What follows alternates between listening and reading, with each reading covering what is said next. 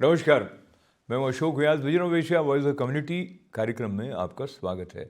आज के इस अंक में हम आप तक पहुंचाएंगे एक खास रिपोर्ट श्री हनुमान जन्म महोत्सव पर वैदिक हेरिटेज से। आज आप देखेंगे एक ऐसे कार्यक्रम की झलकियां जिसमें याद किया गया हिंदी भाषा और हिंदी शिक्षा को समर्पित रही विदुषी सुषम बेदी जी को। उस एकेडमिक सेमिनार की कुछ झलकियों के साथ साथ प्रस्तुति एक ऐसे कार्यक्रम की जिसमें सीनियर्स के साथ संवाद हुआ, मेरा मन मेरा मित्र विषय पर। तो ये तीनों कार्यक्रम करेंगे आपकी प्रतीक्षा। इस छोटे से ब्रेक के बाद बने रहें हमारे साथ।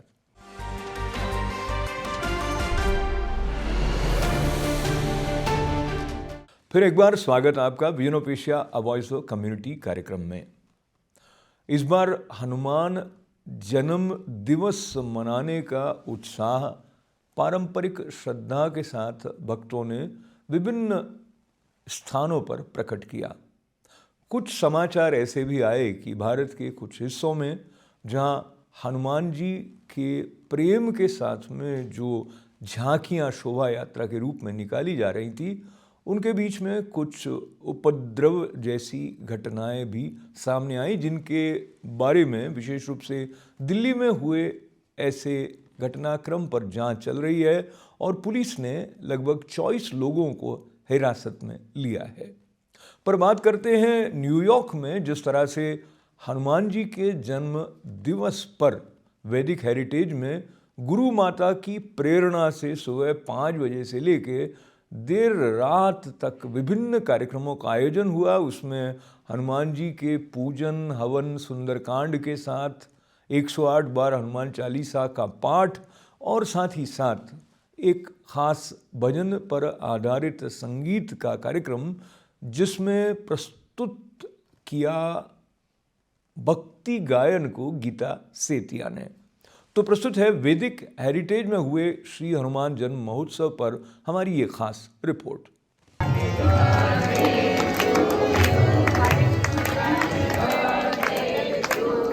हनुमान जी भक्ति के पर्याय हैं, दास्य भाव भी उनका है और अतुलित बल धामा हनुमान जी। राम रसायन तुमरे पासा सदा रहो रघुपति के दासा। संकट कटे मिटे सब पीरा जो सुमिरे हनुमत बल बीरा।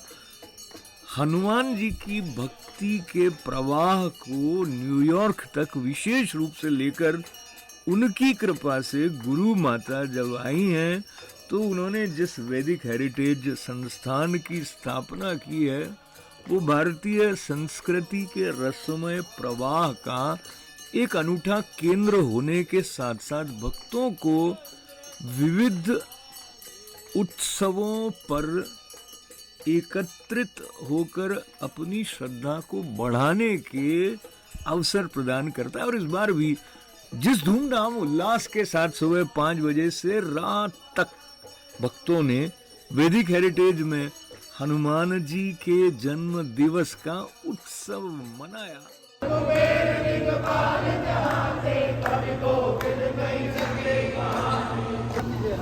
हाथ जोड़िए।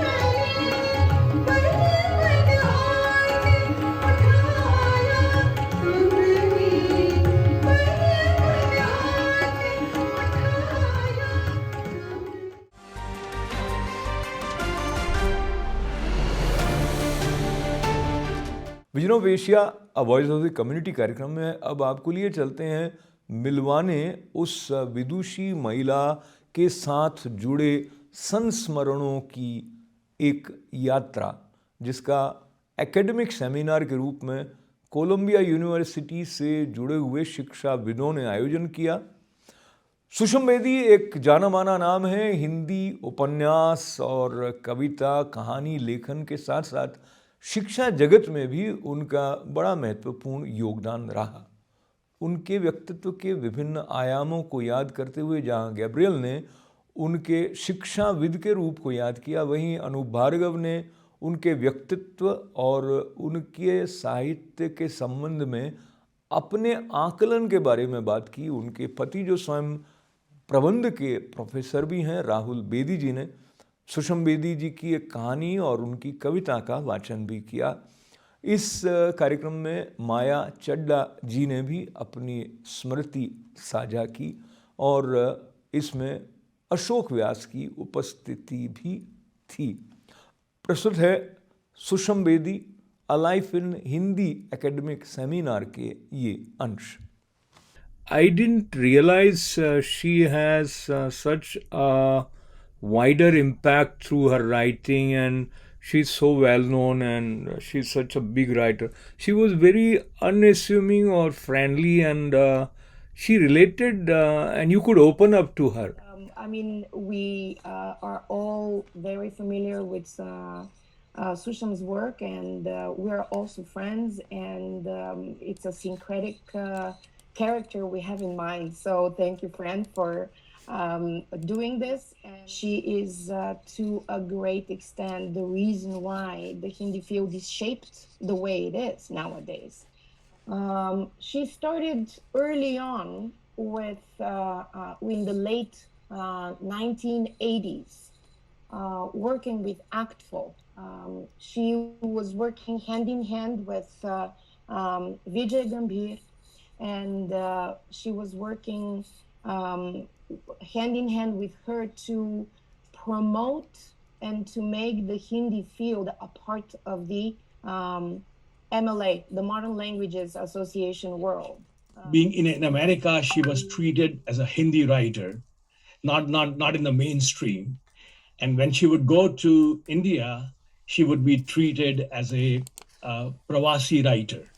You know, she wasn't part of that. She wasn't part of that. But what I want to say is that the contribution that she has made, she has created a whole genre, I would say. But Susham's quest, when Susham came abroad, her writing was mostly, if you see, the writing was, one was home, inside India or outside India. Constant struggle she explores in the poetry and in her novels. Second is, of course, the desire to return. Lotna is desire to return to India, home. Again, she has the same struggle. Where is my home? In the United States. And this issue is faced by immigrants all over. And her focus was on the immigrants living in USA. So what she does is, as Anoopji mentioned, she went through, either she experienced those situations herself, or she heard the story from somebody else, an event that occurred, an accident or incident, whatever happened. And then she wove in her words in such a way that particular story had become a universal truth. When from the tea plantations, when I joined Government of India and became on a diplomatic position to Brussels and New York, a new life phase started. And then that is when Susham started writing. Susham really started writing big way. I mean, she used to write stories or poetry when she was a student, but I think once she came into New York, then her serious writing started. In Brussels, she used to write sometimes in New York Times of India and Indian newspapers. But how did our relationship change? I think for us, it was really, we became far too close. I mean, it was so close that for me personally, when she passed away, it was very tough to live without her. Yeah, that's and but interesting thing what I found was somebody asked me what were the main things that you understood from one another. So one was we understood we have to give space to one another.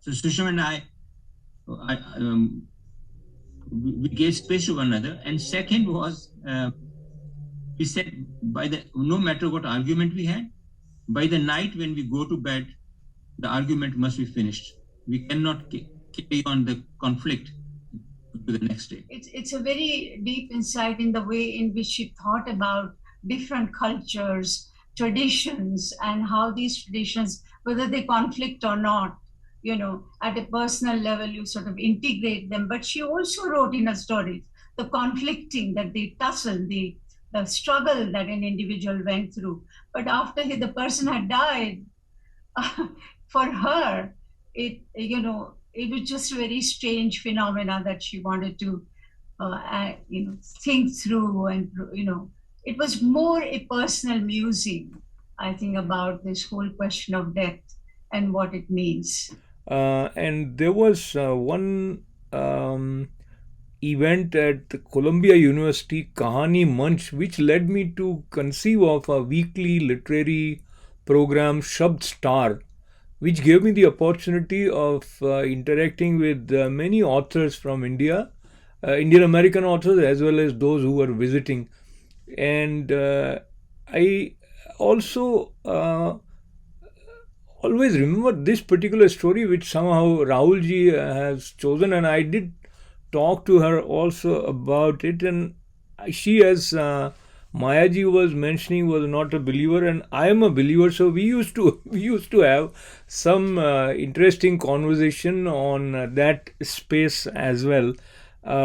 Just wanted to take this opportunity of expressing my gratefulness for the way she was, and on emotional level, you feel that her presence is around you. And I have seen the chemistry of Rahulji and Sushmji. Got the opportunity of interviewing both of them once or twice at ITV studio also, and I think people like Sushmji enriches our world in a way which we don't realize when they are around. So, and I'm thankful to Anoopji and all of you for having this specially focused way of connecting with Sushmji. Thank you. मुझे नहीं चाहिए घर, सुरक्षा या समझौते, घुन लगा समाज या एक पलड़े पर धारी तुम्हारी सभ्यता। मुझे गढ़ने दो अपना संसार, मुझे गढ़ने दो अपना संसार, मुझे बगीचे में रहने दो।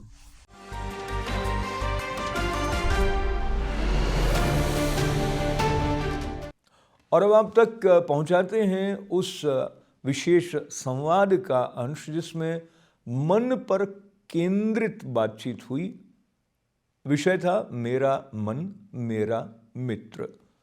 अध्यक्ष हैं मुकुंद मेहता, एक ऐसे संगठन के जिसका नाम है IASCC, Indian American senior citizen centre. और मुकुंद मेहता जी ने परिचय दिया विषय का, वक्ता का, बाद में प्रश्नोत्तरी भी हुई। मेरा मन मेरा मित्र के इस संबोधन का अवसर प्राप्त हुआ अशोक व्यास को। प्रस्तुत है कुछ झलकियां। Presently, the interview-based wide angle with Ashok Vyas is shown twice a week. A discussion-based insight tonight with Ashok Vyas is also aired in prime time on ITV Gold, presenting Vision Asia twice a week. He is an interviewer, he is a writer, he is a poet, he is a video cameraman, editor, Hindu priest, and speaker. My goodness, what a glittering profile he has. So without much ado, I will request Ashok Vyas to be on the screen.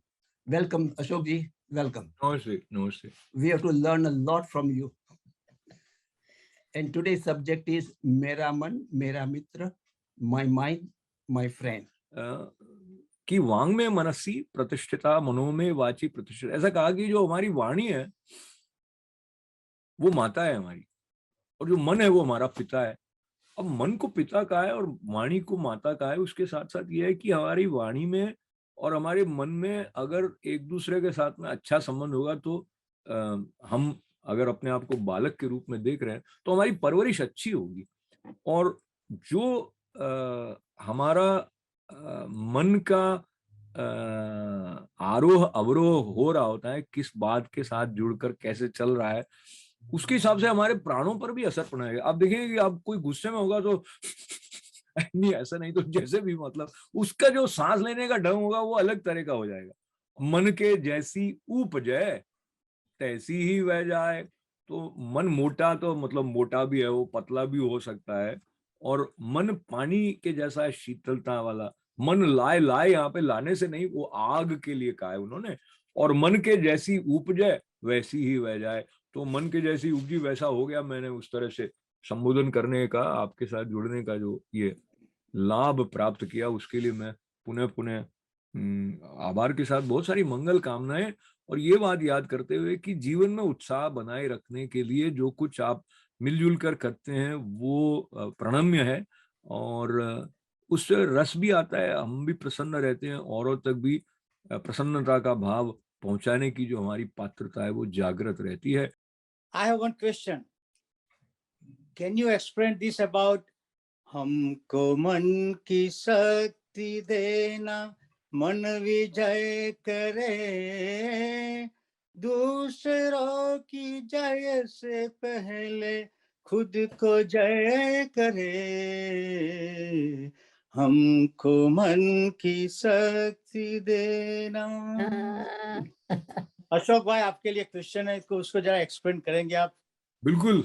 एक तो मैं पहले आपको बधाई देना चाहता हूं कि आपने मुझे एक नया तरीका सिखाया, प्रश्न पूछते हुए भी हम गाना कैसे गा के सुना सकते हैं। तो आपने गाने का आनंद भी प्राप्त कर लिया, धन्यवाद है आपको। पर मैं जब भी गाना गाता हूँ मैं तो भैंसा सुर जैसा आवाज है। नहीं, मेरा आनंद आवाज तो बिल्कुल अच्छा नहीं है।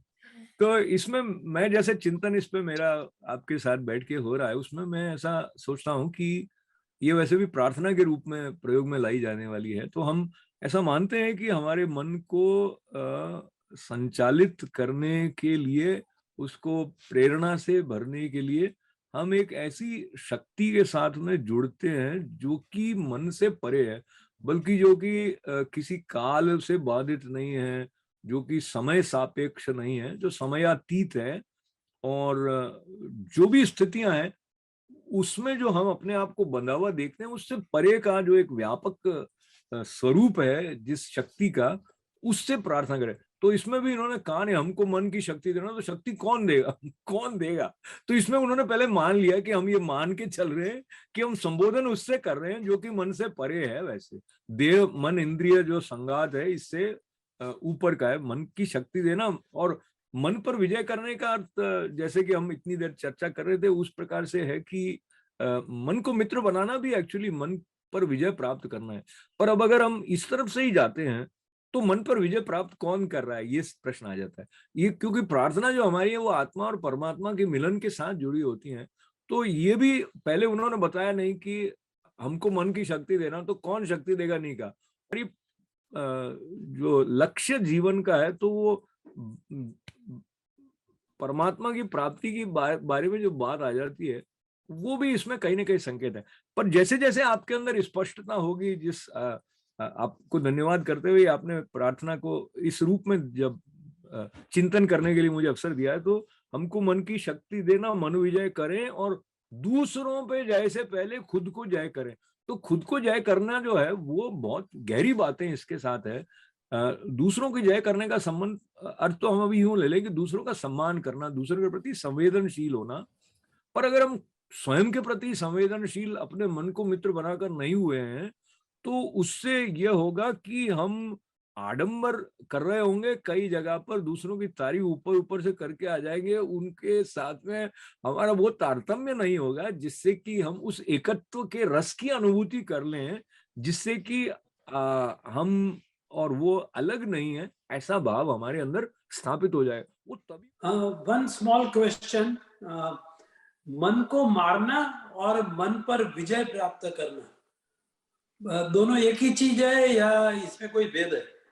ये गजब का क्वेश्चन आपने पूछा है।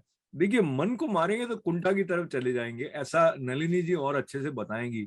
इसलिए मन को मित्र बनाकर उसको अपने साथ लाने का जो तरीका आपके लिए अनुकूल है वो करना आवश्यक है।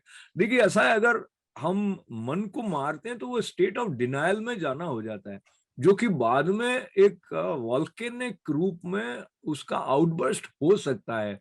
यानी अभी आपने कहा अरे नहीं सब ठीक है सब ठीक है, फिर पता चला मैं 5-10 मील गया, उसके बाद मैं रो रहा हूँ जोर से, क्योंकि वो पंकज जी ने मुझे जो बात कही थी मुझे बिल्कुल अच्छी नहीं लगी, पर मैं उनको क्या कहता, इतने बड़े आदमी है, समझिए ऐसा हो जाता है। तो यानी पंकज जी का मतलब एनीबॉडी एल्स है, अब चिंता मत करिए। यानी कोई घटना घटित हो गई है, उस समय हमने प्रतिक्रिया करना आवश्यक नहीं है, लेकिन अपने तौर पर उसको मानना, उसको स्वीकार करना और फिर उसको उस तरह से व्यवस्थित करना कि हम उसको पचा भी गए हैं और हमारे अंदर मन जो है उसका जो उत्साही भाव जो है, उसका जो प्रफुल्लित भाव है वो जागृत है। तो जो सारा अभ्यास है वो इसलिए है। और जब हम शरणागति की बात कर रहे होते हैं तब भी ये होता है कि हमने सब कुछ उनको अर्पित कर दिया है, तो अगर सचमुच में नहीं हुआ होता है तो वो सिर्फ शब्द रह गया वो। यानी क्या भाई, वो क्या है कि करने वाले तो आप हो लेकिन हम मान थोड़ी रहे कि करने वाले आप, मान तो यही रहे कि मैं ही कर रहा हूँ, है ना, तो वरना चिंता क्यों हो। तो ये बात, और जो मन को मारने वाली बात है, तो मन को जीतने का अगर हम ऐसे अर्थ की दृष्टि से लें तो इसका मतलब ये हुआ कि हमने उसको स्वीकार करके और उसके अंदर कोई भी टूट फूट नहीं रही। इसको मैं अगर दूसरे शब्दों में कहूं कि जो मन है उसका उसका अपनी संपूर्णता के भाव के साथ में आलोकित, प्रकाशित, प्रफुल्लित और जो प्रमुदित, ये मेरा अच्छे शब्द है, प्रमुदित जो होना है ना, वो मन को मारना नहीं है, वो मन को जीतना है।